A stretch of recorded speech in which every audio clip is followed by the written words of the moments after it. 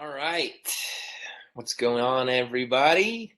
Let me get this tweet out and then we will get going. Cool. Okay. All right. We are good to go.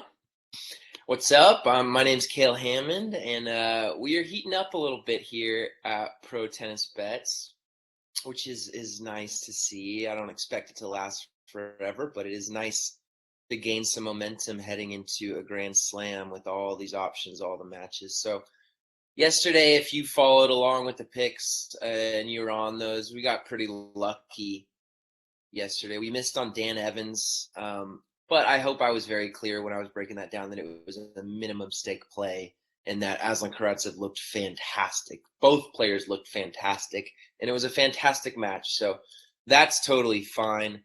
Taro Daniel came through. He was down to break 4-2 in the first. So he covered his -3 over Salvatore Caruso, which was lucky. But at the same time, it was a pretty solid play. I had a lot of faith in him, and he got the job done. That was the biggest play of the day, so that one was nice to hit. What else did we have? Andy Murray, I said, don't bet him pre-match, bet him live, and that live bet after losing the first set was perfect. You love to see that. And the tiebreak for plus 120 in Kekmanovich Cilic was extremely lucky. That hit in the third set. It was a 6-2, 6-3 in the first two, and then Kekmanovich was up a break in the third, so I was looking like a disaster. And then Cilic broke back, and they finished 7-6 in the third with an epic tiebreak.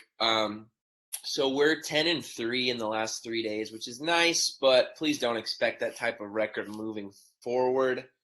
It's a bit unrealistic, but I do think I have a nice read on things heading into the Australian Open. They're playing on these quick courts with the lively balls, and I am much better predicting matches that are played on a quick hard court or an indoor hard court. I don't really know why. I have some theories. I think that possibly because so many players these days accumulate the vast majority of their points on clay. Like, there are so many good clay court players out there, and I don't think there's that many good, quick hard court players. And so when these guys that get into their clay court tournaments, they're all very good and very skilled on the surface. So I think anyone can beat anyone on clay. You see a lot of upsets, a lot of breaks. It's just tougher to predict in general. For me, you guys find a handicapper who is excellent on clay, please let me know. I'd like to learn from them. But yeah, my record overall throughout my whole career is very solid when I have a quick hard court to work with. So not sure why that is, but it is what it is. So we have an absolutely massive show today. We're breaking down, I bit off way more than I could chew. We're breaking down all 64 first round matches from the men's Australian Open. I'm not like excluding the women. There's so many freaking matches, and I played at a pretty high level myself, and so I understand the flow of the men's game a lot more than the women's game. Although I will admit that I believe that WTA tennis is probably the best sport in the world to make good money on, because you have so many underdogs winning, and you have so many, topsy-turvy matches with weird scorelines. If you are, the WTA is a great sport to bet, and it's, and they don't need me breaking down their matches too. I mean, WTA is by far the most successful women's league in the world. It's not even close when you look at their career earnings. So we're sticking with the men. I wrote down the odds. I went through the draw. Djokovic is my first up. I'm not sure what we're going to do there. So there's going to be a couple errors probably with Rublev shifting around. So I apologize for that, but it's too much for me. I can't do it. I'll go through it later, but I broke down all 64 matches. First off, I put my lines down. So I didn't look at the lines. I wrote down the matches and I put what I would set the line at. And then I went through Bovada and wrote down the lines afterwards, and it was pretty close. There were a couple that stood out A couple I think you should avoid, and a couple of interesting lines that didn't really make sense. So if you have any questions or want me to spend more time on a specific match, please let me know. This video is probably going to run long. If you are watching on YouTube, I would fast forward to about, well, I guess now. So let's just get going. Let's just break them down. Djokovic versus Kekmanovich, that looks like it's up in the air. Probably not going to happen. But you can't bet Djokovic pre-match anyways. So you can. It's just stupid. They've had a lot of time to figure out how to bet that fucker. So yeah, so that's gonna skip that. That's sad. Off to a slow start. We have Tommy Paul versus Qualifier. We don't know who he plays yet, but Tommy Paul looks good. He looks good. His in-match focus isn't necessarily ideal, but I love Tommy Paul. He's the homie. He's worked super hard in the offseason. You can tell by his fitness, the way he's moving around the court. He's got that six-pack is back in action. He's very, very, very fit, strong, athletic. I think he could have a good tournament. We'll see who he plays first round, but he's in good shape. Next up, I had Oscar Ate versus Chun-Sin Sang. I had Oscar Ate as a -4.5 game favorite, and he is a -4.5 game favorite. So that was right on. I would not bet that pre-match. Sang is a nasty little baller. He's very good, but Oscar Ate he's also pretty talented too. I could see Oscar popping a 6-1 in the third or a fourth once he kind of figures out Sang's game a little bit. The Sang serve isn't great. He's going to have chances to attack there. But if you haven't seen Chun-Sing Sang play, definitely check him out. He's a pretty remarkable ball striker, just clean as can be off the ground. It's pretty cool to see. He hits the tennis ball beautifully. So if you haven't seen him play, I would try and watch a little bit of that match because he's a pretty incredible ball striker. Next up, Sam Querrey versus Lorenzo Sonego. I had Sonego -5.5 game favorite. He is a -5.5 game favorite. That was pretty standard. That's an easy match to set the line for because you just assume that Sonego's going to win, each set by a break. They have -5.5. That's what it is. It's tough to bet. If I had to bet this one, I would definitely lean Sonego just because after what we saw from Sam Querrey last year, he maybe battling some injuries, some fatigue, some burnout, but it was not very positive from the former American star. So that's a good line, -5.5. We won't spend too much time on that. I think that one, Sonego, I would not bet Querrey, but I could see making a case for Sonego. But there's other matches we can focus on. Next up, Gael Monfils versus Federico Coria. I had Monfils -6.5 games. He's -7.5 games. So this one to me is tough. I can see the case for Monfils. It's a great first round for him to, just hit some balls, get the feel, warm up. I don't think he'll be in danger of losing this match. But yeah, I think -7.5 is a pretty accurate line. And that's going to be tough to bet. If Monfils plays him close in the first set, and if you bet 7.5 and it doesn't look like he's gonna cover it based on how the first set is going, I would look and think about betting Monfils live. If they're on serve at like 4-all in the first, that I think would be a good spot to take him live because the spread would no longer be -7.5 if that was the case. Next up, Alexander Bublik versus a Qualifier. Obviously, don't know who he plays. Bublik did not look great to start the season, and you should not bet Alexander Bublik matches anyway. Don't do it. Not worth it. I bet Bublik one time in Rhode Island. I went to Newport for the Rhode Island tournament, so I was watching in person, so I was pretty pumped. It was like one of the first matches that I had, a lot of money on, and I was watching it in person. I thought he was going to beat Kevin Anderson, and he probably should have, but it was in the third set. Bublik was serving, I think, 4-all or 4-5, and it was 30-40. Alexander Bublik serving in the third set in the semifinals of Newport, and Bublik 30-40 serving in the third set went for an underhand serve, and the guy hits 135 on his serve, and he's playing on grass, and he went for an underhand. So after he did that, I just said, you know what? Fair play. I'm never betting on you again in any way, shape, or form, in any capacity. So I wouldn't recommend it if I were you either. Next up, Federico Del Bonis versus Pedro Martinez. All right, let me go to the end and write this one down. I had Martinez minus 4.5 games. Martinez is a minus 5 game favorite. That's a pretty solid line.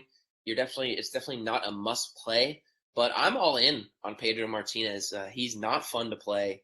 He is a fantastic competitor, and throughout his career, just like Del Bonis is not good on a fast hard court. Does not suit his game. His swings are just way too big. If you can take the ball early and rush him, he's prone to those shank forehands that go outside of the stadium. I'll probably wait a few games. I'll do a small pre-match bet on Martinez minus 5, and then I'll wait a few games, and if it's close, then I'll rip Martinez live. I think once Martinez gets comfortable in the first round, then I think that it's going to be a very playable match. Let me write that one down. Martinez minus 5, worth a play. But anything, I should have said this in the beginning, but anything that's in the first round of a Grand Slam, do not bet very much money. There's so many nerves in the first round of a Grand Slam.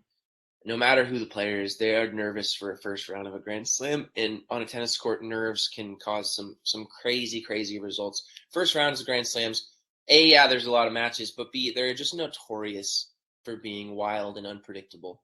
And things definitely become less unpredictable once they get into the second and third rounds. But first rounds are pretty wild, so just be careful. All right, next up, Facundo Bagnis versus Christian Gareen. I like this one a lot. Bagnis, I had, let's see, what did I have? I had Gareen minus 1.5 games. To start, he is minus 3 games. So this is interesting because Bagnis played so well to start the year. He beat Andy Murray. He pushed Dimitrov to the brink. And you won't find a bigger Christian Gareen hater than me. I think he's an absolute fraud, and that his ranking of number 18 in the world is a practical joke. But like two South American guys playing each other on a fast hard court, it's pretty unpredictable. This one can obviously go either way. If I had to make a play on this one, I would bet the over game total, whatever it is. I just think we're going to have a close 4-setter unless Bagnis shits the bed. But if they both maintain the level that they brought into Australia at ATP Cup and the other tournaments, I think the over is a rock solid bet in that one. Next up, great first round matchup here. Cam Norrie versus Sebastian Corda. So I had Norrie minus 2.5 just because, he was so good to finish the year and Corda was sort of hobbled to finish the year. The line is Norrie minus 3. So there's a lot of questions about Sebastian Corda's health coming into this tournament. But I talked to Jimmy Arias, who's the, you guys know him, commentator, former top 10 and director of player development at IMG. So he's at IMG Academy. So he sees, these players practicing and training. And he just said, look, there's no way that Peter Corda, Sebastian Corda's dad, would let him enter a Grand Slam unless he was completely healthy. Playing injured tennis and just, racking up first round losses week after week, traveling around, hotel room, not feeling good, can't get your body right. It's a one-way ticket to, depression. It really, like playing tennis when you're injured, but you have to enter the tournaments to make money. Otherwise, you don't make any money. So that's a good angle. You see a lot of times players will just, they'll be slightly hobbled and then they'll just travel around the world picking up a first round check. If you can find someone who's doing that, there's a lot of money to be made. I think Corda plus 3 games is nice. After Indian Wells, it's safe to assume that Norrie prefers a little bit slower court, so he has time to wind up that big loopy forehand. He does not flatten out the forehand very well. Sebastian Corda does. And, if Corda's forehand is mediocre to good, he's going to have all the tools to cover that spread. I think he'll absolutely win a set, no problem. And if he wins the set, he could still lose the match, and +3 has a chance to hit. Next up, Corentin Mutate versus Lucas Puy. So I had Mutate -5.5. He's -5. Poor Lucas Puy, man. It's just so tough to come back from injuries. I would leave this alone unless Lucas Puy comes out hot and maybe wins the first set, or they get to a tiebreak. But if Mutate gets down in any capacity to start the match, I would look to bet him live. I think that he's got the game to beat Lucas Puy, but I don't think you have to bet this one. -5 is a pretty solid spread. Next up, Talon Greek Spore versus Fabio Fagnini.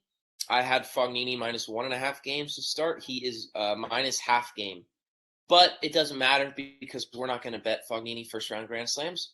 It's not worth it. Talon Greek Sport withdrew from that big match versus Nadal with an injury. He's played a lot of tennis, so his health is a little unknown. I assume he's going to be in good shape, but I will not be betting this one. You should not either. Life is too short to bet Fagnini matches, and if you bet Fagnini matches like seriously, and you're seriously trying to predict what he's doing, and bet real money on him, you probably shouldn't be doing this. So, next up, Pablo Crano Busta versus a qualifier. I think Pablo Crano Busta was going to get through that one okay. Carlos Alcaraz versus a qualifier. It'll be interesting to see who Alcaraz plays, because I think Alcaraz is going to be number one in the world in no time. He's just a complete and total freak athlete, and you cannot teach the skills that he has. I would argue that he is the fastest player on tour already right now. Straight line speed, point A to point B. If he's back pushed in the corner and someone hits like a short angle drop volley, I mean, he gets there, and it's incredible. He's just watching him play. Oh my God, the guy is just such a freak. So yeah, I love Alcaraz, whoever he plays, but he's going to be a big favorite. He's going to be tough to bet. He plays well on the quick courts, though, surprisingly well on the quick courts. You would assume he plays his best on clay, but he can play on whatever. That kind of athlete can play. He could play whatever pro sport he wanted, frankly. He's a total freak of nature. So next up, Marton Fucsovics versus Dusan Lajovic. This one I had Marton Fucsovics. Alcaraz has Tabilo. Okay, yeah, that'll be interesting. Tabilo, you're going to be on Talon, yeah. So yeah, Alcaraz has Tabilo. That's going to be interesting. Let's see if I can find the spread for that real quick. Let's see what we got. Refresh. No, not popping up.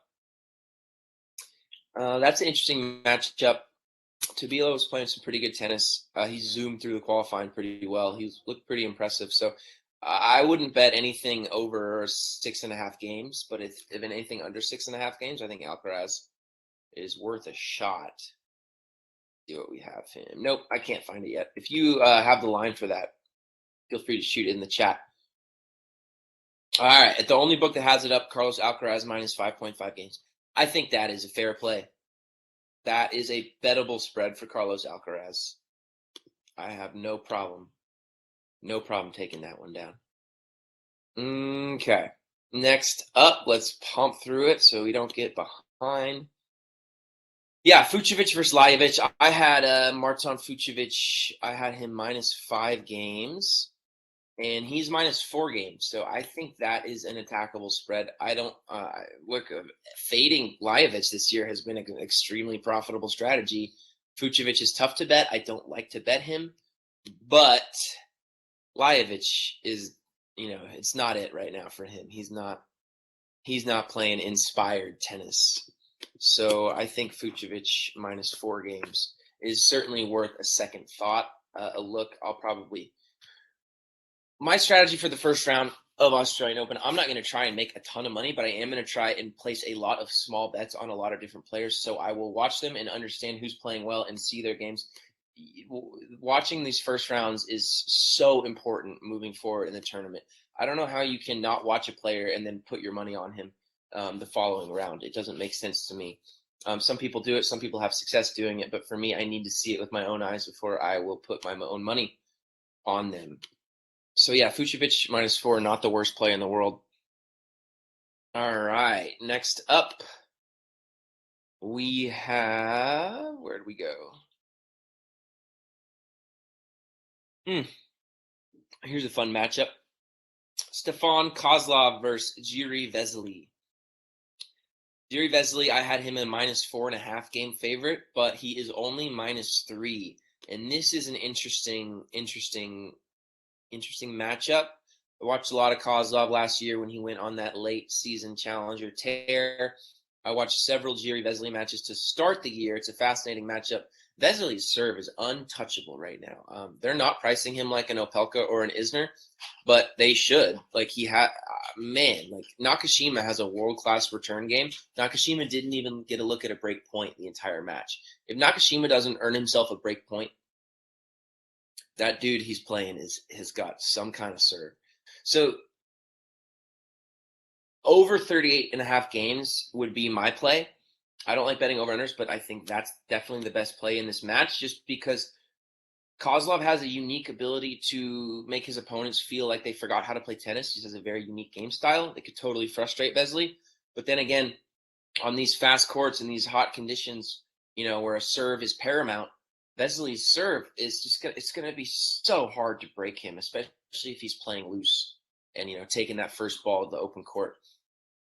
I think Vesely -3 is a decent play, but I like over 38.5 just because I believe that Kozlov won't get straight setted. I think he will figure out a way to win a set, which means the over would hit. Moving on to Brandon Nakashima versus Mateo Baratini. I had Baratini -5 games. Baratini is -4 games. And look, I love me some Brandon Nakashima. He's awesome. And I'm not saying this is a risk-free bet, but Baratini is a different level. Baratini is on a different level than Brandon Nakashima. -4 is a very doable number, very coverable spread.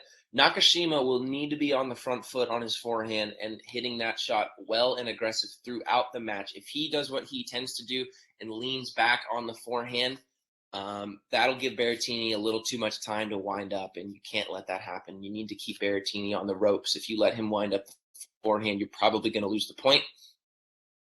Nakashima's been serving incredible. Look, I like Baratini -4 there. I think he's just on a different level, and if Nakashima covers that spread, I think we're in for a fantastic match, and it'll be fun to watch. Next up, Alexander Zverev versus Daniel Altmeier. I had Zverev -7.5. He's -8.5. Look, they're making it practically impossible to bet Sasha Zverev pre-match, which is totally fair. I think that a straight set play would be safer than taking that -8.5 game spread where you need a 3-3-3, which you don't ever want to go into a match like, all right, every time my opponent holds serve, I'm pissed off. All right, so let's see. Jiri Vesely ace rates down under so far. 16.5% in the chat, 16, 30%, 18, 19%. It is absurd, and they should price him like an Isner and an Opelka, but they're not, and so I think we can take advantage of that and hit the over in Kozlov, and I don't mind -3. But yeah, Jiri Vesely's serve, I watched Nakashima. I had money on Nakashima -2.5, and it was very apparent that unless Jiri Vesely double faulted or missed 3 first serves a game, Nakashima wasn't going to break him. There's just nothing you could do when the guy's hitting 140s and he's got the slice out wide that he's nailing. Oh man, it's just, yeah, I think the over in that is a good play. So moving on to Feliciano Lopez versus John Millman. I had Millman -2.5 games to start. He is -3.5 games, and he looked horrendous to start this year.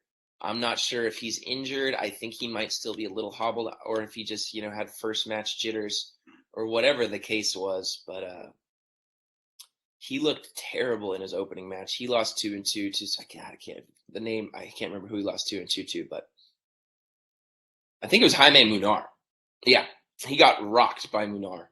And if you get rocked by Jaime Munar in a quick hard court, I'm not going to bet on you. So I think that it's not the worst matchup in the world for Feliciano Lopez. He's going to get looks at the return. He's going to hit his slice, force Millman to hit up. He's going to rush the net, force Millman to hit running passing shots. The over game total in this matchup seems like a decent play. Lopez always seems to do pretty well in these first-round Grand Slams. He's not an easy out. He's got a great game for these quick conditions, hardcore. He's going to hold serve plenty of times. I think the over game total is a good play. Yoshihito Nishioka versus Qualifier. We'll see who's that. Sorry, I didn't go through and filter the draw with the qualifiers. I did this late last night, and I'm very tired.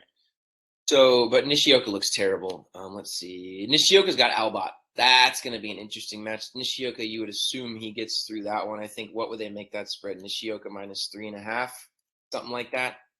Yeah, I agree. Albot is a lively little dog there. Yeah, Albot's got some juice as a dog. Just because Nishioka, yeah, he started some matches well. He's in it, but he just hasn't finished. I don't think he's extremely fit right now. It'll be interesting to monitor that match and see what the deal is. I think that it might not be the worst play to play Albot as a small underdog, and then if he wins the first set, you can just look to hedge and cash out. You can free roll, take your money and run. Next up, Alexander Vukic versus Lloyd Harris. Lloyd Harris, I had him -5. He is -5. I really want to bet this, but I got burned. He burned everyone so bad in that Kwan match. It's going to be tough to hop on that horse again. He was a little rusty though, so I think maybe you should just wait and see with Lloyd Harris this week. I think he could totally cover that spread, but Vukic should hold serve just fine. -5 is a fair spread for that. Next up, Riley Opelka versus Kevin Anderson. Riley Opelka's I had him -2.5. He is -3.5. It's probably unwise to lay 4 games with Opelka against the guy who serves as well as Kevin Anderson. But I see the merit in that play. And if I took anything, I would take Opelka -3.5. I wouldn't necessarily want to bet Anderson.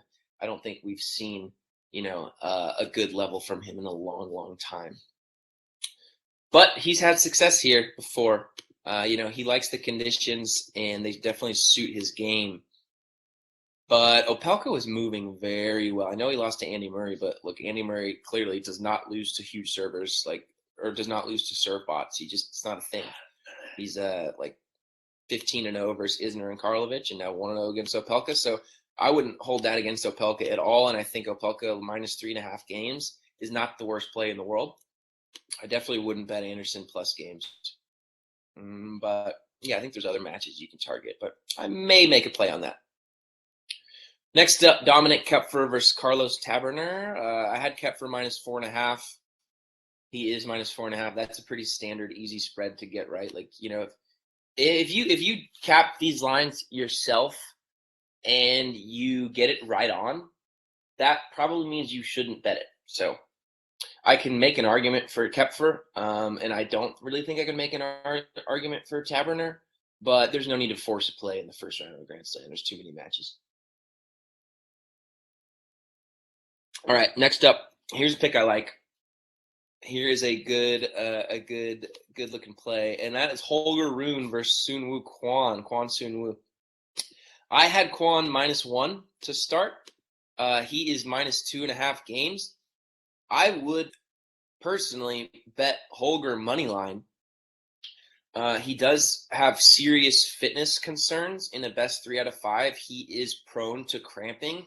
So if you combine his cramping issues with the nerves and the heat in Australia, it's a scary spot. But I think Holger gets out to a 2-1 set lead, maybe 2-0 set lead. And so my plan here is to bet Holger moneyline and hedge if he gets up a set or 2-1 sets. Holger is a better player than Kwon Soonwoo. And the fitness concerns are there, but I am not a believer in Kwon at all. I think he is highly overrated, and I don't think his serve is a big enough weapon to, scare off these guys. Holger's going to be top 50 pretty soon. So I think Holger's a solid play there. And if you want to be safe, just take +2.5. I think that'll be great. I think that's fine, but I like the money line and then hedge if he gets up 2 sets. Next up, Laszlo Djere versus Denis Shapovalov. I had Shapovalov -6 games. He is -7. And I talked to Jimmy. We talked about a couple players, Jimmy Arias, and Shapovalov was there at IMG, and I was just like, he didn't offer really any advice in this regard, but I was just like, look, I don't think that you should ever bet a Shapovalov match, like pre-match before the match. And he goes, you absolutely should not. You should not bet him pre-match. You just have no clue what he's going to bring to the table. Life's too short to bet Denis Shapovalov pre-match, even though he could totally cover this spread. He's got the game. Laszlo Djere is not really going to hurt him, and he's got plenty of weapons, but -7 is not worth it. If Shapovalov starts slow, gets down a break, or he loses the first set, absolutely dump the sack on him live. But I don't think pre-match is worth it. Next up, Hubert Hurkacz versus Igor Gerasimov. I had Hubert Hurkacz -5.5. He is -6.5. I think he covers here, but I would wait and see how the first set unfolds while Igor is fresh, and then live bet Hubie's spread. I think Hubie should wear Igor down and then get a few breaks in that final set to finish him off once he, gets into a big-time rhythm, and once Igor starts wearing down. Igor is not the fittest player out there in these hot conditions. Last year, Igor played Aslan Karatsev, and he lost. I think he won one game or two games. So I don't think he's going to do well against Hubert here, but I wish it was 5.5, not 6.5. 6.5 is tough because Gerasimov has a great serve. So next up, James Duckworth versus Adrian Mannarino. I had Duckworth -1.5 to start. Duckworth is -3. That I understand. I think it's a solid line. I think that the over game total you can't really go wrong with, but I'm not sure how much we can trust Mannarino, and I'm not sure how much longer Mannarino is going to be hanging around here. But I also don't trust James Duckworth covering like a solid spread in the first round of a Grand Slam. His matches typically in first rounds of Grand Slams are roller coasters. So we'll see. Mackie McDonald versus Qualifier. I'm not sure who he plays yet. Jaime Munar versus Aslan Karatsev. I had Karatsev -6.5 games. He is -5.5 games. And I think that is definitely one that you should bet. Karatsev -5.5. Let's make a play on that one. McDonald versus Milojevic. Okay, cool. Yeah, I got to be honest, I haven't seen much of Milojevic play, so I guess I'm not very qualified to talk about that one. But I do think any situation where you have Mackie McDonald on an outdoor hard court, I wouldn't underestimate him. He can get hot. He can play some good tennis, but he does seem to play better during the U.S. swing as opposed to international grounds. Same goes for Marco. Same goes for all the Americans. These guys are comfortable in America, and they play better tennis in America, except for Taylor Fritz. I think Taylor Fritz has a shot to do some serious, serious damage in this tournament. Okay, let's move on. Where are we? Okay, Karatsev. Yeah, I have no problem betting whatever you want on Karatsev -5.5 games over Munar. Munar has played well, but I think that his level in Australia is giving us an attackable line here because I sure as hell would not want to play Karatsev right now. I think -5.5 is extremely doable. I have no problem hitting that spread. The conditions are so perfect for him with these fast courts, lively conditions. The ball is exploding off Karatsev's racket right now. He beat Dan Evans in a fantastic match. He's probably a good pick versus Andy Murray tonight, but I think it had a good week, so I'm not going to force a bet tonight on Karatsev. If you got Karatsev when he opened, I think it's a good play, but now I think he's -150. I'm not sure that's the best play. Andy Murray is tricky. He could frustrate him for sure, but Karatsev, I wouldn't want to play him right now, so I'm going to bet on Karatsev -5.5. Next up, Karen Khachanov versus Denis Kudla, the homie Kud. So Karen, I had him -5. He is -6.5. This is interesting. I do think that Denis Kudla can cover a 6.5 game spread against Karen Khachanov. I think he can lose in straight sets and cover a 6.5 game spread against Karen Khachanov.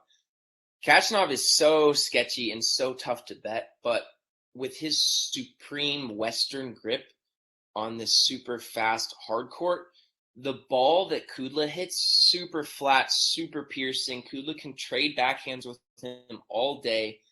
When he takes that backhand line and gets Karen on the run with a Western grip forehand, he's gonna get a short ball. I don't know. It'll depend on how Karen serves, but I actually think plus 6.5 is a nice number for Kudla. I know Kudla got rocked against Goffin, but Goffin played really, really well, and then he withdrew against Andy Murray. I think, yeah, I think so. So yeah, I'm gonna maybe Kudla plus 6.5. I think 6.5 is pretty generous, and I don't trust Kachanov to come out and just wipe the floor with him. I think he's pretty sketchy. So where are we? Okay, all right. Next up, here is a fantastic match, and let's see how many people we got on the stream right now. We got 13. Yeah, Kudla to take a set. I'm not sure what the odds are on that. That I think is a solid play because his ground strokes, his game is well suited to these courts and these conditions. And Kachanov is he's a little overrated. He's not a fraud, but he's a very good player, but he's an enigma. Yeah, Kudla to take a set at minus 120. I like that play. I would probably stick with thank you for these updates. This is extremely helpful. I would probably take Kudla plus 6.5 before I, wanted him to get a set, because as much as I love my good friend Denis Kudla, he has shown a tendency to choke a little bit. Small tendency to choke a little bit, even though I love you. All right, let's see. Next up. Okay, this is a super, super interesting line, and I'm glad we got 14 people on the stream right now, so I'm glad we get to talk about this. So Benjamin Bonzi versus Peter Gojowczyk. Benjamin Bonzi, I had him as a minus 2.5 game favorite to start. I think he's all the way up to minus 5 now. And while there's probably no such thing as a trap bet, because the books do want equal money on both sides, this is what you would call a trap bet. For me, at least. People disagree, but I would call this a major trap bet. So it just doesn't make any sense. Like, Gojowczyk was pretty good last year.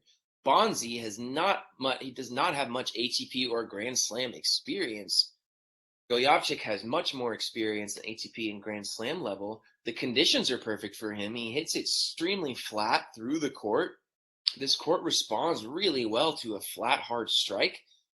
But our buddy Vinny at Matter Tip Tennis, he's locked in on all things German tennis. And I was asking him, what's the deal? And he's like, look, he researched hard. He could not find an article about an injury, but he swears that he heard Gojowczyk is battling an injury. Our buddy Snai says who's in Steve, said he is battling a neck injury. A neck injury is not something you want to mess with on a tennis court. And once again, you have a guy ranked where Peter Gojowczyk is ranked. If he's unfit to play, guess what? Oh, what do we have? Okay, yeah. Tennis Maestro says Gojowczyk was injured at Davis Cup last year. He pulled out of the tournament this week too. That's good to know. And so I think this is a situation where any other tournament that didn't pay $60,000 for a first-round loser, Gojowczyk would default. But he's not in a position. This is what tennis is so tough. They put these guys in a brutal spot where if you're not, top 50 in the world, you fucking have to play a first round of a Grand Slam, healthy or not. You have to show up and pick up the check. So I am actually going to take that line that they're offering, and I'm just going to ride it. And I'm going to bet, it's probably unwise, but I'm going to bet Bonzi minus 4.5 games, because that's a situation where if something's too good to be true, it almost always is. And so we have multiple people who are confirming that Djokovic is not 100%. He's not the most fit guy in the world to begin with. So I'm just going to, for fun, for shits and giggles, if they're offering a -4.5, that means something's not right. So I'm going to not take that +4.5 bait and just go the other way and, see what happens. Djokovic will probably default, but so that's what I'm thinking on that. I'm thinking take the 4.5 because that's a fucking weird line. So let's take it. Let's see what they're talking about. Let's see what they're doing. I wouldn't recommend that to everyone, but I am going to do that. I do want to watch Bonzi play, so I'll throw a little bit of money on him to cover that 4.5 game spread and see what he's doing. Because Bonzi, man, he's so talented. He could really cause some upsets if he gets just a little more belief. Okay, that was a little long on that match. I'm sorry, but I think that was an interesting little trap bet, discussion about how they price some of these things. Thanasi Kokkinakis versus Qualifier. Did not get who he plays yet, but holy shit, Kokkinakis, man! I am so glad in the beginning of the week that I said I will admit that I bet Vukic +170, just because I thought Kokkinakis was going to run out of gas at some point. But my God, he's not, and he's playing incredible. I'm glad that I said, I don't want to oppose him and be on the wrong side of, a Kokkinakis miraculous run, and he's had fucking 2 of them already. So I'm glad that I wish I was betting him. I feel stupid for not betting him, but I'm glad that I haven't been, blindly opposing him all week. Let's see. Who does Kokkinakis plays? Hoffman. Do players, all right, let's see. We got a question. Do players not get the first round money if they retire? They do get first round money if they start the match, and I'm not sure exactly what the rule is, but if they start the match and they show up and they, withdraw due to an injury, they will get their paycheck. There was a rule that they introduced recently, though, about you get half of your paycheck if you pull out before it starts. I think to discourage people showing up and getting the paycheck. But guess what? Half of it's not the whole fucking thing. So I'm going to show up, I'm going to tank 2 sets, and then I'm going to bail because your system's broken. All right, so we have Yannick Hoffman versus Thanasi Kokkinakis. Yeah, I think if I had to put that spread down, Hoffman's got a big serve. He's definitely better on clay than he is on a quick surface. I would have Kokkinakis -5, maybe -5.5 games there. I'm not sure what the line is, but Kokkinakis has just looked fucking fantastic, and he is a much, much, much more talented player than Hoffman. I played against Yannick Hoffman in college, and tell you what, when you played against this guy on an indoor where you can hear the echo and it's really loud, and you're playing in doubles and you're standing up at the net and he's returning first serves as hard as he can. That was when I sort of realized, I was like, okay, pro tennis is probably not going to be for me. But this guy's got a good shot. But yeah, Kokkinakis, I would bet him anything up to -5 games. I think that's a safe play. How fatigued he's going to get, but hopefully Australia, gives him a later match and gives him time to rest. Next up, Marcos Giron versus Rafael Nadal. I had Nadal -7.5 games. It is -7.5 games. That is a typical standard spread for a guy like Nadal, where a 3-4-4 doesn't cover, but a 3-3-4 does cover. And when you're playing with those margins, it's tough. I think Marcos on the big stage here with absolutely no pressure could be fun to watch, but I'm not going to lie. Had it not been for my good friend Marcos, I would have had a fantastic week of tennis betting, but I bet big on him twice just because I talked to him over the offseason. He was in great spirits. He loved how his game was playing. I'm not sure what happened. It's tough out there. Things are tough. And yeah, so I think that you could make a case for Marcos covering here, but breaking down the tennis in this matchup, how do you beat Marcos? He's got an amazing running forehand. He can do things with his forehand. He can flatten it out. He can place it where he wants to. He's patient. He knows how to play the game. But his backhand he doesn't like to finish points with his backhand. He likes to hit his backhand as a rally ball. and, move it around, but he's never hitting his backhand with like overwhelming pace. So I think over time, once Nadal realizes that he can just hit that heavy cross forehand, it's going to get up high on Marcos's backhand. Marcos is going to pop a lot short. I am not sure that Marcos is going to have an answer. So what I am going to do for this match, because mine is 7.5, if Marcos comes out and gets up an early break, going to be tough to cover. But I am going to wait and watch it a little bit and hope Marcos holds serve a couple times. And I'm just going to wait for that 7.5 to drop. And if it doesn't drop, so what? I miss it. But if it does drop to a 4.5 or a 5.5, then I am going to absolutely unload on Nadal. I think Nadal is actually somewhat undervalued, both in the outright market and moving forward. Just, I think you never want to, like, Nadal in a situation where people are sort of just glossing over him. It's not quite right. It doesn't sit well with me. So I would have no problem. Ripping Nadal minus 7.5. Fuck it. I think he'll win. He wins the third set, 6-1. The beginning will be interesting. Marcos with no pressure. He can play some great tennis, but I think Nadal finishes this match with a 6-1, 6-2, and that'll get your 7.5 all day. Next up, Casper Ruud versus Alex Molcan. I had Casper minus 5. He is minus 6. This is a very interesting matchup, and I'm not sure what the play is. If anyone watching has any thoughts, feel free to chime in. I wouldn't bet this one just because I know Molcan's good, and I've watched him play a couple matches, but I haven't watched him play enough matches to get a good feel on his game and who he does well against. I do think the leftiness is interesting because Casper's not hitting his backhand with very much confidence on these courts. I think this is honestly, there's some upset potential here if you want to take a plus 400 flyer.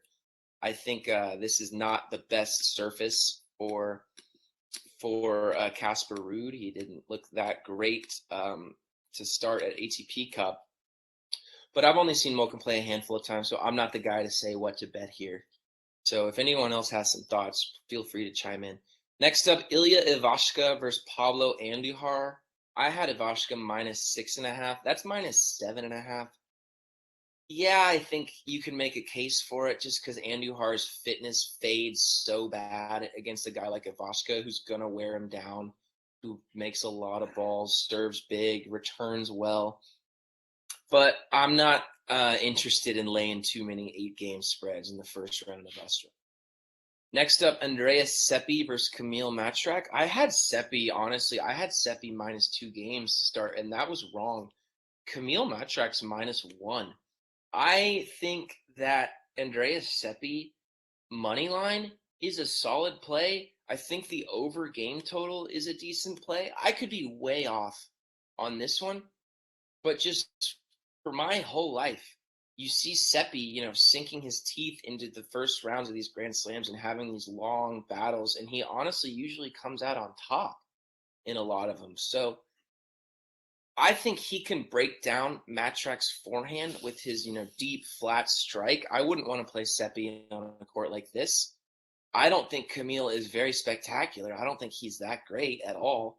I'm not sure he should be favored over Seppi. UTR statistics give him an advantage, but Seppi's super tough on a court that plays this fast, man.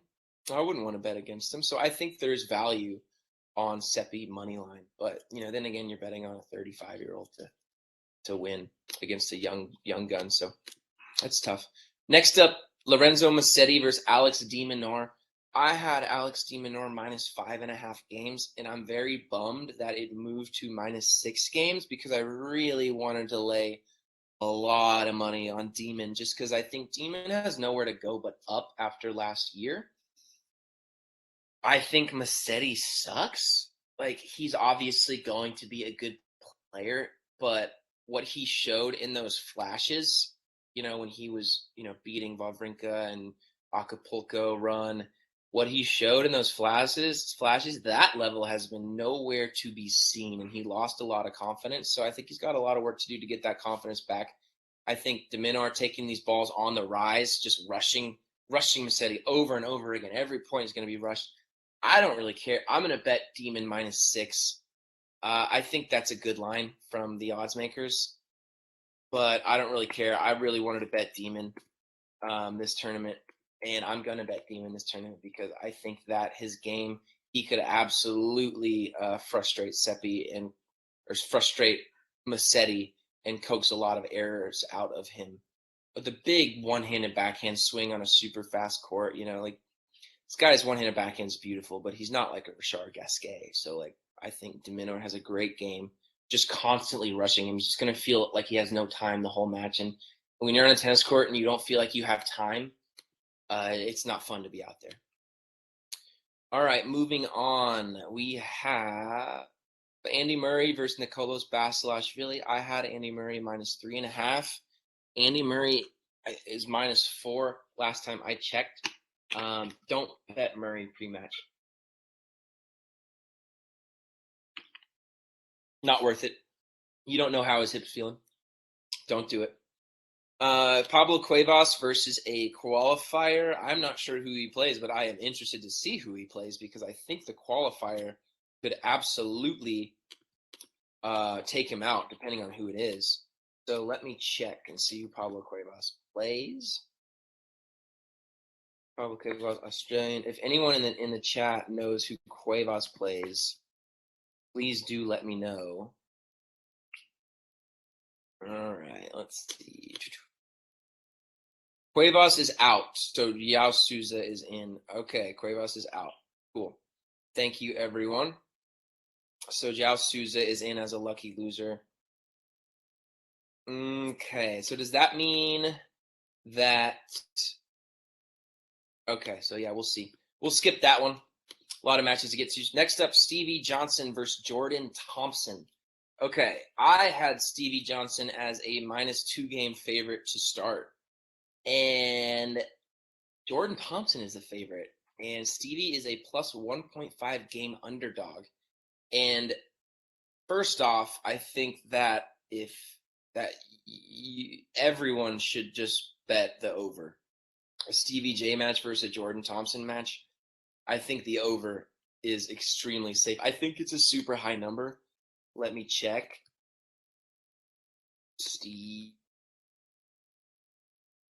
I think it's a super high number against Jordan Thompson, but Stevie showed flashes of, getting back to his old self. Where I cannot find this line. Where did it go? Okay. Weird. I guess they're popping off, with people making bets. They're taking stuff off the board every now and then. If anyone has an over/under game total for that one. Oh, the people want Cressy Isner. Yeah, we'll get there. I saved him for last, obviously.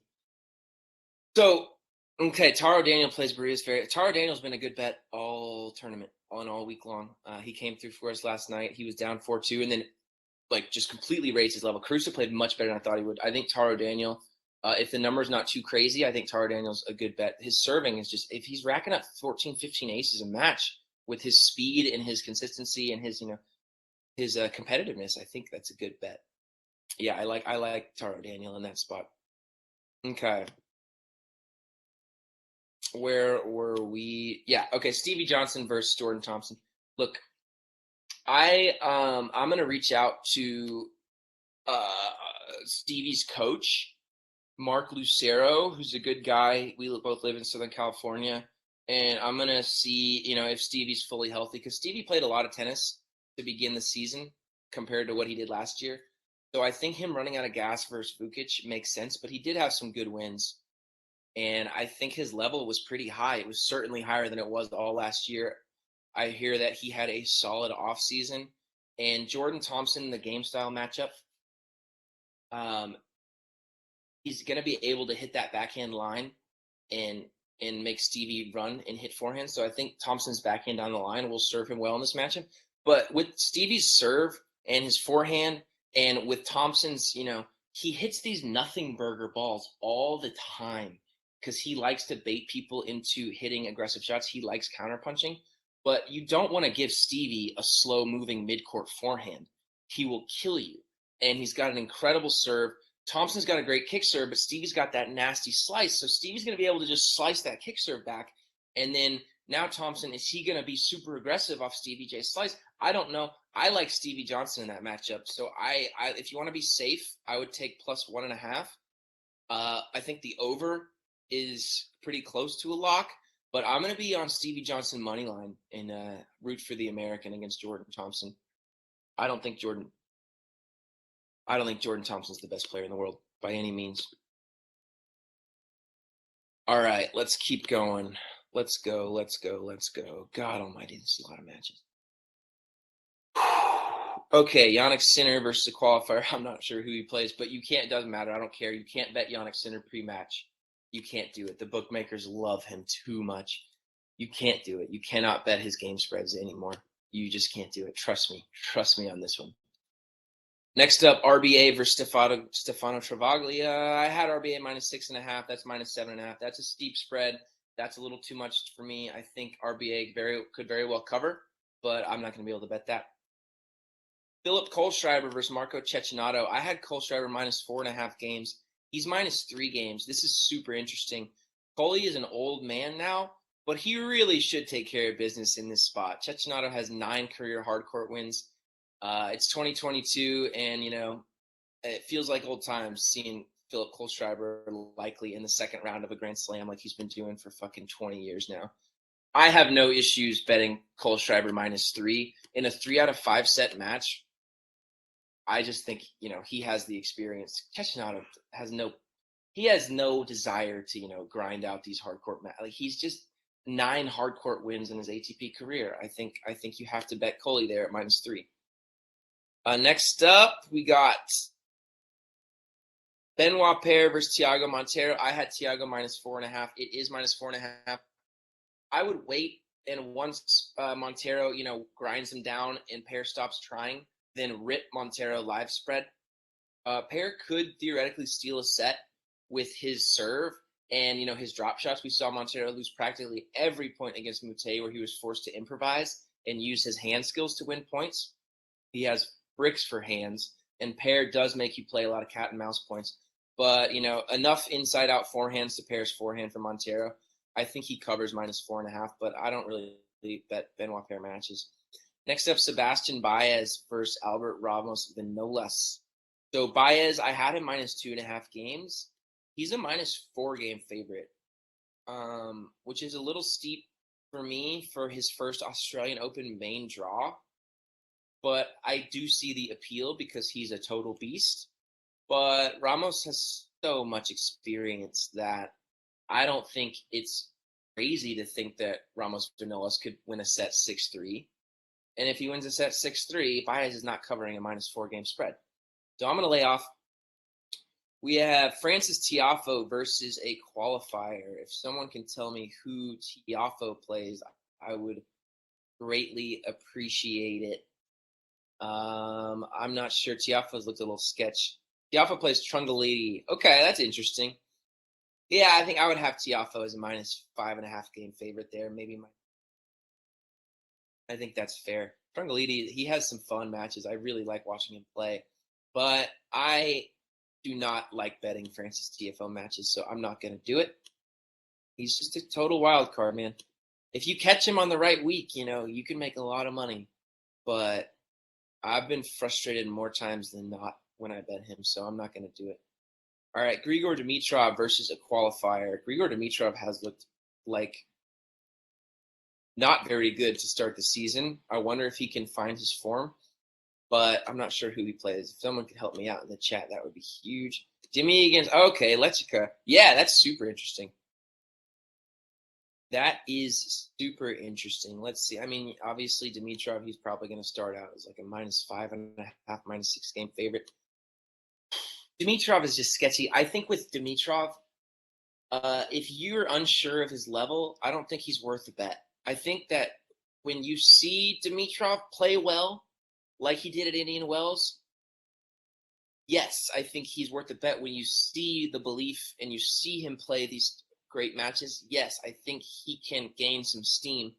But when he's playing poorly, I don't think he's worth a bet. Laying a heavy game spread with Grigor Dimitrov is not a recipe for success in tennis betting. So I would just monitor that. That's an interesting matchup. That could be some, some upset alert potential, depending on how the first set goes. Next match with that I think has actually some decent upset potential is Mikhail Ymer versus Stefanos Tsitsipas. So I had Steph -5.5 to start. The line is -6, but depending on Steph's level and how he handles the nerves, if he's fine and completely healthy, yeah, he'll figure out a way. But +6 for Ymer is not a bad play.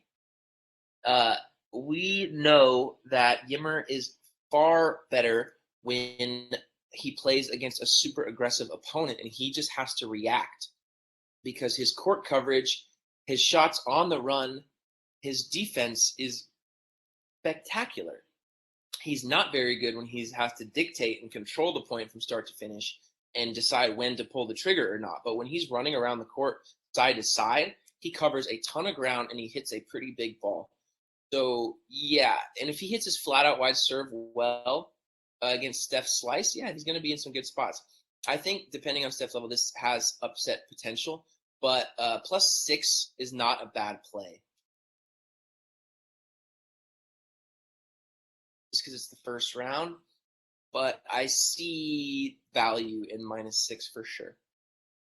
Next up, that's wrong. I had Andre Rublev versus Jan-Luka Mager, but the Rublev got switched in a Djokovic spot, so I'm not sure who Rublev plays now. My bad for not doing that this morning, but I spent a lot of time on this last night, so we'll skip that one for now.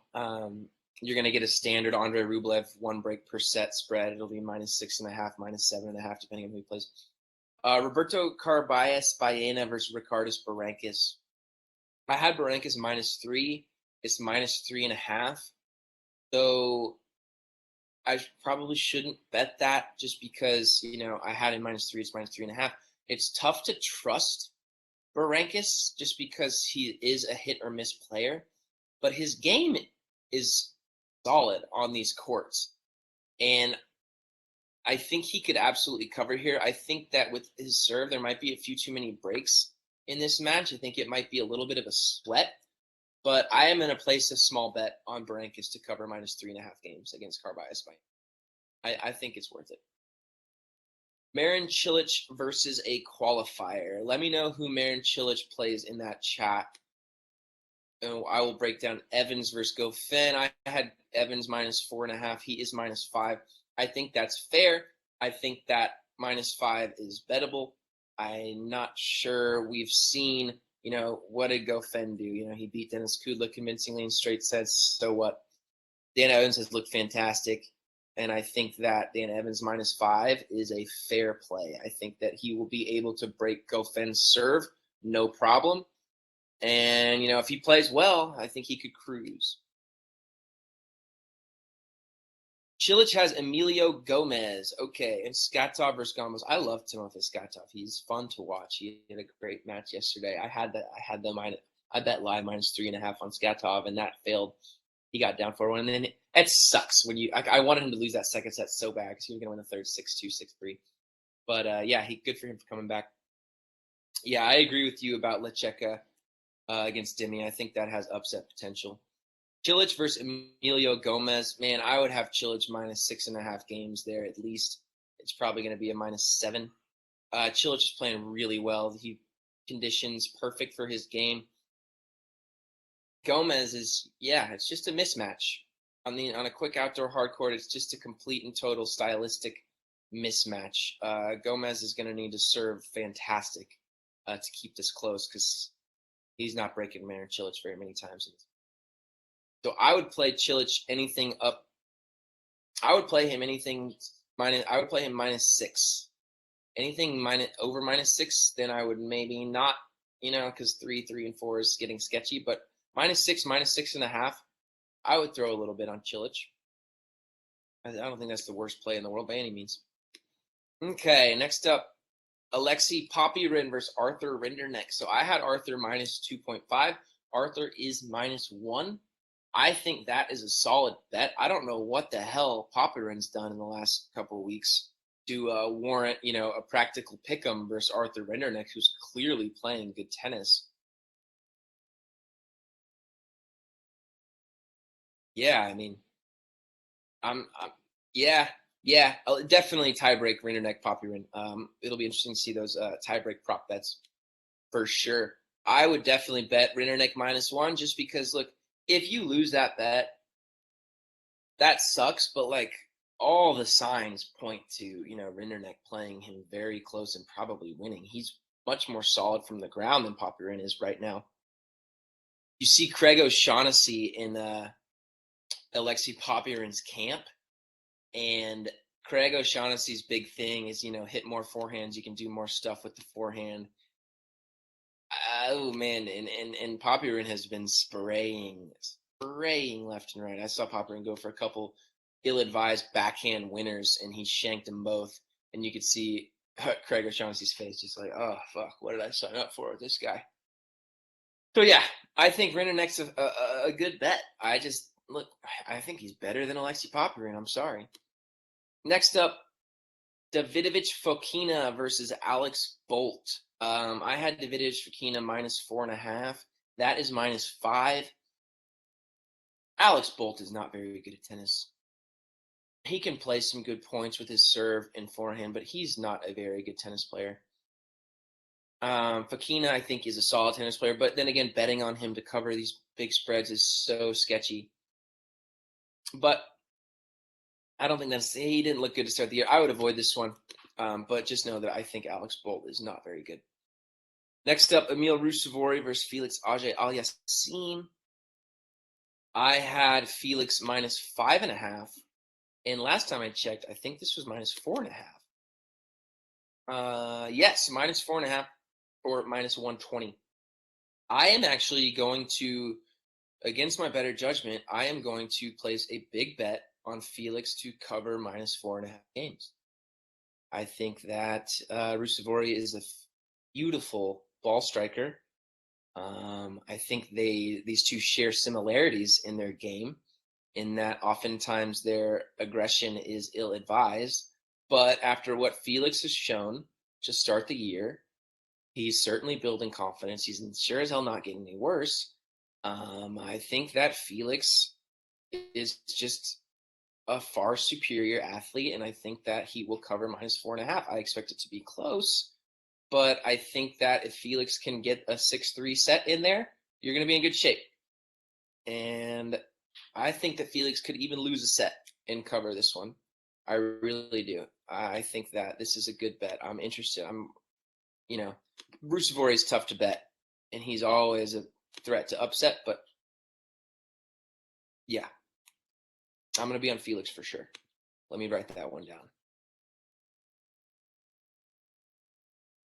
All right, FAA minus 0.5. Yep, like it. Okay. You never want to place too much faith in Felix because you're going to get burned, but a little bit of faith in Felix is okay. Next up, we have Diego Schwartzman versus Phillip Craig. I had Diego minus 4 games to start. Diego is minus 5.5. I think that line is probably due to the projection of potential for Krajinovic, because Krajinovic can totally play with Diego when he's fresh. He has a good game to beat Diego because he can step up in the court and rip clean winners. And, he's going to get in. He's going to be in return because he has a great return, and Diego's serve is not spectacular. But, there's going to be a lot of breaks in this matchup. I think that Diego minus 5.5, I think that this is a tough one for me to bet. I would wait and bet live, and if Diego does win a set, if Krajinovic wins a set, I would definitely bet on Diego, sort of even money on the money line, but pre-match minus 5, I think that's a good line. Next up, Chris O'Connell versus Hugo Gaston. I had Gaston minus 1 to start. It's Chris O'Connell. -1. I think this over game total is a good play. I haven't seen Hugo Gaston play in Australia before, so I'm not sure what to expect. But he's a tricky guy, and he could definitely give O'Connell, who's an aggressive baseliner, some trouble with his defense and counterpunching. But I've seen O'Connell play 7 or 8 full matches, but I'm not gonna consider myself an expert in predicting Chris O'Connell matches. But I do think the over game total is just a solid play. I think that Chris O'Connell is prone to long roller coaster type matches because his level does go up and down from what I've seen from him. Next up, Juan Manuel Cerundolo versus Qualifier. So I am not sure who he plays, so let's figure that out. And Maxime Cressy versus John Isner is up next, for those of you who are here waiting for that one. So if someone could let me know who Cerundolo plays, I would like to talk about that because, ooh, nice. All right, Cerundolo plays Macek. So here's the thing with Cerundolo. So I was talking to old tennis coach of mine who coaches a lot of top juniors, top 20 ITF players, and I was talking to him about Cerundolo and like how to bet him, and I was like, I think he's going to get crushed by these people on a quick hard court just because he plays so far back. And he's like, yes, in theory, but I have seen Cerundolo play so many matches, and I don't know how he does it, but he is such a gamer and such a competitor that he typically finds ways to frustrate his opponent and figure out the right strategy against his opponent and will, make matches close. He's just a great competitor. So Cerundolo versus Macek, I think is interesting. I think you got to give the edge to Macek on the hard court. I would have him Macek probably -1.5, -2.5. I think it'll be an interesting match, but I can't say for sure one way or another. But I think Macek. Yeah, I think Macek is a good bet here against Cerundolo. It's just, look, the guy's a clay courter, and so betting against a clay courter on a fast hard court is just a safe place to start. You're not going to get burned if that's your sole strategy. All right, moving on to Maxime, aka Hercules, Maxime Cressy versus John Isner. I had Cressy -1. Cressy is -0.5. This match is going to come down to a couple points here and there. I am going to bet Cressy because I'm obviously riding the Cressy wave.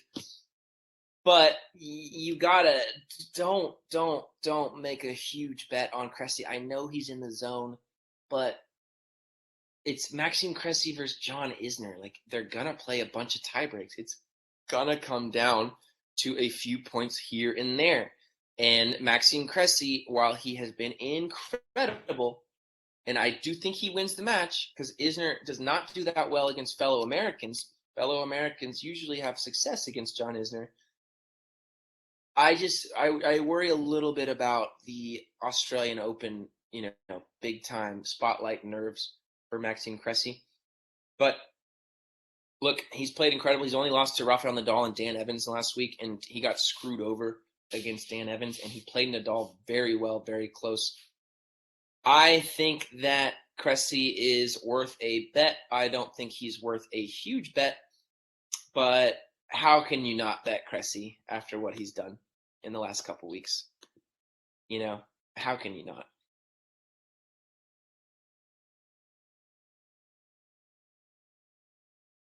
Yes. All right. So going back, Willem says Matrak -1.5 is ridiculous versus Seppi.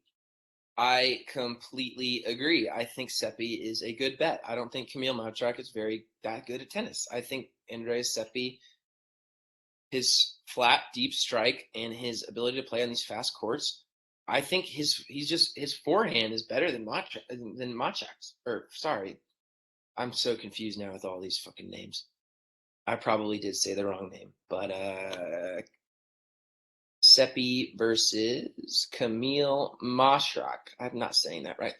I'm losing it a little bit. Man, this has been a lot of matches. So let's just keep going. I think Seppi's a very good bet. Let's go in. All right, we're almost done, guys. Bear with me. Hugo Humbert versus Richard Gasquet. I had Hugo -4. He is -5. God damn it, Hugo. I wanted to bet Hugo so much last year. Hugo's one of my favorite players to watch. I think the talent is absolutely off the charts.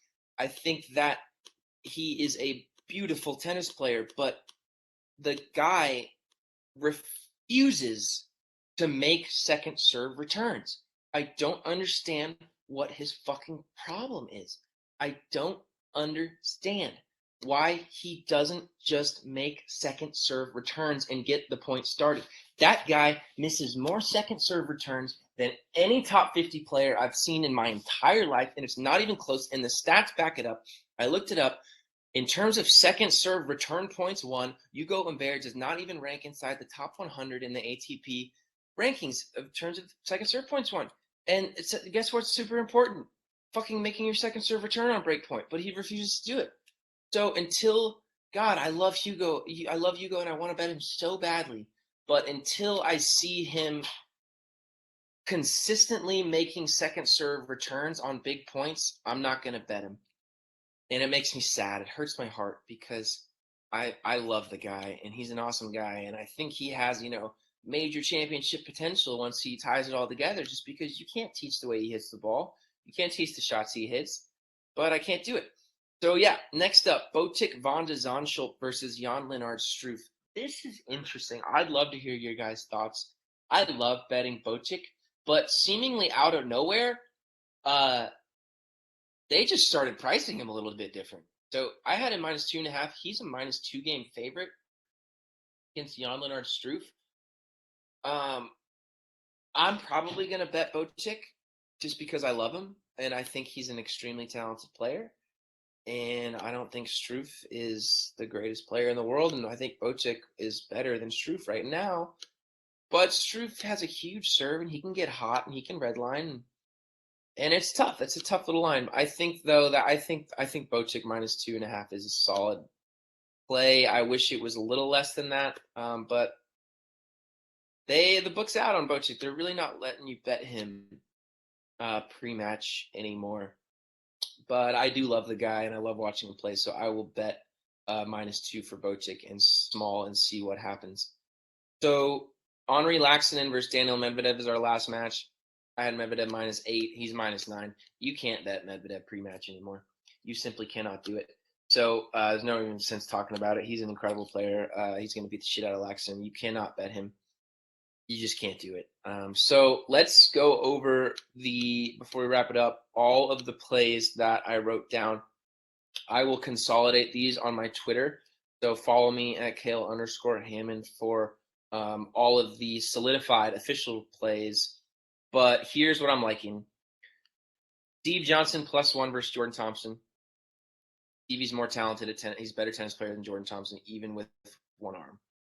Cole Schreiber -3 against, I forgot who he played. Oh, he played Marco Cecchinato. So it is scary. I wouldn't bet too much on a 36-year-old Philip Kohlschreiber, but you got to think he gets through this match, man. Like, Cecchinato doesn't want to be there on these hard courts. Arthur Rinderknecht -1. I do like that bet. I like Cressy Isner over 44.5 games. I think we're going to see at least 3 tiebreaks, and I think that assuming Cressy wins all 3 tiebreaks or Isner wins all 3 tiebreaks is a bold assumption. I think the safe assumption is that, it goes 4 sets, and if this match goes 4 sets, that over is going to hit. Botic -2. We just talked about that. I think that's a fine play. I like Holger Rune +2 games against Kwon Soon Woo, just because I don't think Kwon's very good. I like Holger money line as well, because I think that Holger will get up 2-1 at some point, and then you can hedge. I like Corda +3 versus Norrie. Like we talked about earlier, I talked to Jimmy Arias, and Jimmy said that Corda's dad would absolutely not let him play a major championship unless he was completely healthy, because he knows the psychological damage that playing hurt tennis causes. So Corda +3 against Norrie. Look, Corda's a stud. I think that's +3 is absolutely worth the bet. Money line as well.